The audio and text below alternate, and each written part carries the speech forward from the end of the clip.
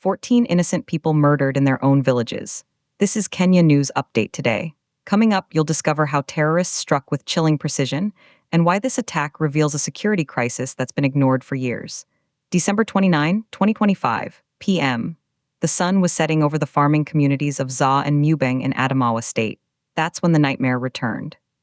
Suspected Boko Haram fighters stormed the villages, unleashing violence that would claim 14 lives and leave 2 others injured. But here's the twist. This wasn't a random act of terror. This was part of a pattern that residents say has become their recurring nightmare. Meet the people of Yaddle, Garaha district.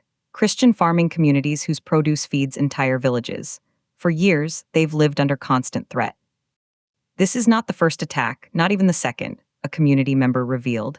It has been persistent year after year, without those responsible being brought to justice. Za and Mubeng are just the latest targets in a long list that includes Dabna, Copper, Kultha, and Kinging. These farming settlements have been left exposed, forcing many to live as displaced persons in their own land. And here's what nobody's talking about. While the world focuses on other crises, these communities are being systematically erased.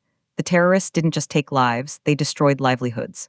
Food stores were set ablaze, properties reduced to ashes. By Tuesday morning, survivors were counting their dead and asking one heartbreaking question: for how long will we continue as refugees in our own communities? But here's the part that will blow your mind. This attack happened at p.m., dinner time, when families should be gathering.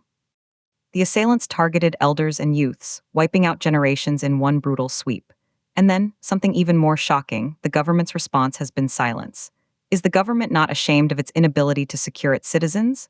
One resident demanded. Community leaders are calling for an urgent overhaul of the security architecture, insisting that relief handouts cannot replace safety. Security of lives and property is non-negotiable, they declared. Strengthen security, close the loopholes, and end these attacks. Here's the twist that changes everything. These attacks aren't just about terrorism, they're about food security. Most affected communities are farming settlements whose produce feeds entire regions.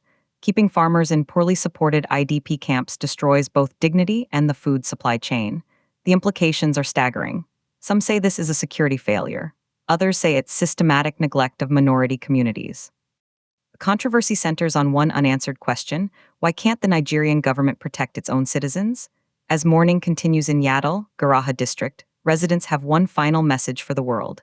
Enough is enough. Let the world know what our communities are going through. Do you think the international community should intervene when governments fail to protect their own people? Drop your take in the comments. Subscribe to Kenya News Update today for more breaking news that matters.